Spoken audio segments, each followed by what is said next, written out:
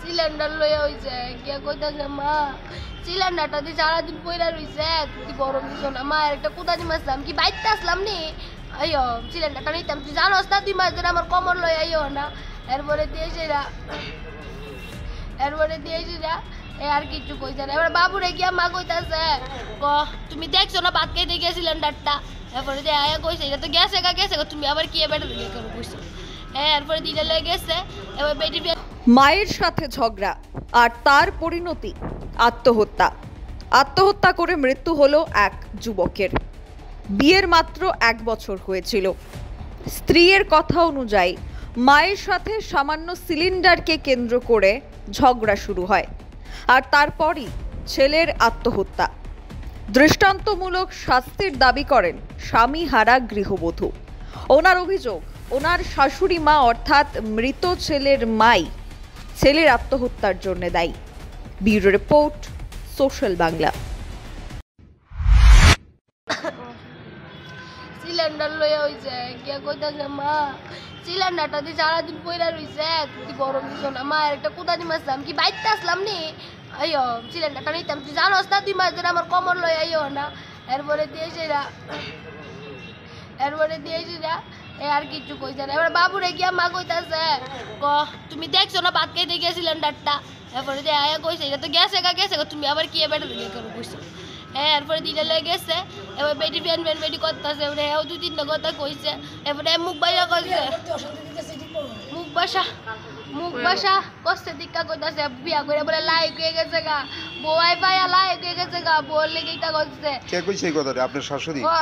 তারপরে দিয়েছি না এ কইছে আমি তো শুরুর থেকে ওই যে সময় থেকে রোজগার করি এই সময় তোমরা দিয়ে আইতাছি মা কদে না কোনস্তা দিছস না তুই আমারে কোনস্তা দিছস না এবারে দিয়ে কইছে তো বেইমানি কেমনে করো তুমি প্রত্যেক মাঝে বিয়ার আগে তোমার টেয়া পাঠাইতা তুমি বাবুর কাছে কইতা না বাবার কাছে কইতা না তুমি লুকা আত্মসাৎ করতাই কইছে আমি এতদিন কইছি না তুমি মরে যাও গা এর মারে কইছে এবারে এর মা কইছে আমি তোর গাই না পড়ি আমি মরতাম কেন তুই মর এরপরে দিও এক ঘরটা তুই কি হয়েছে চিটার ভিতরে কইছে গামছানা গলাত লইয়া মা এই যে ফাঁসি এই কথাটা কইছে আমি মরলে তুমি শান্তি নি কই আর দেরি করছে না গিয়ে দরজা লাগাই লাগছে আমি আর বাজাইতে পারছি না আমি চিল্লাইতেছি দরজাটা গুলো এরা কেউ আয় না একটা মানুষ আয় না এবারে আমার জালে আজ কই সব কিছু সমাধান হয়েছে বুগা এরা বাইর থাকবো না আমরা বাইর থাকবো মেয়েটি শুনছে থেকে শূন্য আরো বেশি কষ্ট লয়ে গেছে এ কথাটি শুনে গেছে। এই ঘটনার সময় তো আপনার শ্বশুর শাশুড়ি আসিল না? আসিল না এই সঙ্গে আমি চিল্লাইতেছি আয় না এরা এরপরে তো অনেক একই বাড়িতে একই পাইতো এরা বাইরে দাঁড়িয়ে দিচ্ছে এরা আয় না বেশি ভাবছে এমনি দরজা লাগাইলে যায় না এরপরে তো কান্দে না কতুরা খালি দরজাটা খুল অতুরয় এবারে এরা দরজা খুলে না এবার তো কত চেষ্টা পরে দিয়ে অনেক চিল্লানির পরে গিয়ে দে আর এই শব্দ নাই এরপরে গিয়ে দরজাটা বাইরেতে চাবল দিয়ে খুলছে দরজা খুললে চাবল দিয়ে চিল্লাইতে পরে বেলটা খুললা দিয়েছে আমি পিছনের দরজাটা দেখতেছি সুপাই কি আসিনি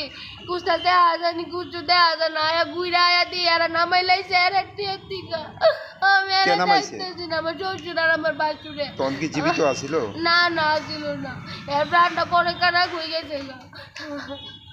এই যে মৃত্যুর জন্য কে আপনি কারে দায়ী করতে? আমার শাশুড়ি লিগে অপমানিত করছে কতদিন ধরে আমরা সহ্য করতে পারে না আমরা দেখতে পারে না আমার দেখলে দাঁত কিরমির করে মা এরপরে দিয়ে এইটি নিজের চোখে দেখে এইটি সহ্য করতে পারে না এরপরে দিয়ে কইছে শুরুর থেকে এর মা কষ্ট দিতে আনছে আজকে গেছে সব কিছু এখন শাশুড়ি আইসেনি না আইছে না জল থেকে আমার কাল রাত্রির থেকে গেছে পর থেকে অনবদে আমার একটা পূর্ণ কইরা খবর লইছে না অনবদে আমার শাশুড়ি আইছে না। এমনিতে শ্বশুর বাড়িতে কে আছে? আমার শ্বশুর বাড়িতে আমার জাল আছে শ্বশুর আছে বাসুর আছে শাশুড়ি আছে আমি কে আইছে হাসপাতালে? এনজ বাসুর আর কি হয় জাল আইছে শ্বশুর আইছে। এখন কি চান আপনি?